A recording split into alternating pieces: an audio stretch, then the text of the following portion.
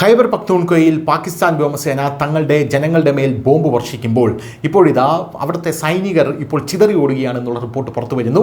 അതേ ജാഫർ എക്സ്പ്രസ് അതിന് വീണ്ടും വലിയ രീതിയിലുള്ള അപകടം സംഭവിച്ചിരിക്കുന്നു. ഇത്തവണ ബലൂച്ച് മേഖലയിലാണ് സംഭവിച്ചിരിക്കുന്നത്. പാകിസ്ഥാനിൽ വമ്പൻ സ്ഫോടനം എന്നുള്ള റിപ്പോർട്ട് പുറത്തു വരുന്നു. ബോംബ് സ്ഫോടനമാണ് നടന്നിരിക്കുന്നത്.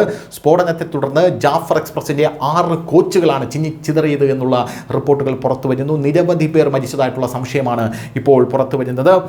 പാകിസ്ഥാനിലെ ബലൂചിസ്ഥാൻ പ്രവിശ്യയിലെ മസ്തുങ് ജില്ലയിലെ ജാഫർ എക്സ്പ്രസിൽ ഒരു വലിയ ബോംബ് സ്ഫോടനമുണ്ടായി.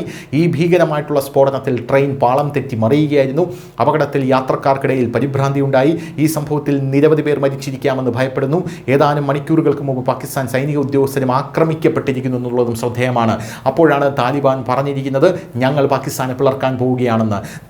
താലിബാന്റെ പ്രോക്സിയായിട്ടുള്ള തഹ്രീകെ താലിബാനെ ഉന്നം വെച്ച് വ്യോമാക്രമണം നടത്തി ഖൈബർ പഖ്തൂൺഖ്വയിലെ ജനങ്ങളെ കൊന്നപ്പോൾ ഇതാ മറ്റൊരു പ്രവിശ്യയിൽ ബലൂചിസ്ഥാനിൽ സൈനികർ ആക്രമിക്കപ്പെടുന്നതോടൊപ്പം തന്നെ ഒരേ സമയത്ത് ജാഫർ എക്സ്പ്രസിലെ 6 ബോഗികൾ പാളം തെറ്റുന്നു എന്നുള്ള റിപ്പോർട്ടുകൾ പുറത്തു വരുന്നു. ലഭിച്ച വിവരമനുസരിച്ച് ട്രെയിൻ ആ പ്രദേശത്തു കൂടി കടന്നു പോകുമ്പോൾ പെട്ടെന്നാണ് ഈ സ്ഫോടനം ഉണ്ടായത്.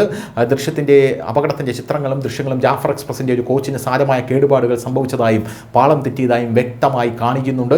സ്ത്രീകളും കുട്ടികളും കോച്ചിനുള്ളിൽ കുടുങ്ങിക്കിടക്കുകയായിരുന്നു. പ്രദേശവാസികളും രക്ഷാപ്രവർത്തകരും അവരെ രക്ഷിക്കാൻ ശ്രമിച്ചുകൊണ്ടിരിക്കുന്നതും കാണാം. ഏതാനും മണിക്കൂറുകൾക്ക് മുമ്പ് ഇതേ പ്രദേശത്ത് റെയിൽവേ ട്രക്കുകൾ വൃത്തിയാക്കുകയായിരുന്ന പാകിസ്ഥാൻ സൈനിക ഉദ്യോഗസ്ഥരെയും ആക്രമണം നേരിടേണ്ടി വന്നു എന്നുള്ള റിപ്പോർട്ടും ഇതിനോടൊപ്പം ചേർത്ത് വായിക്കേണ്ടതാണ്. News desk news India Malayalam.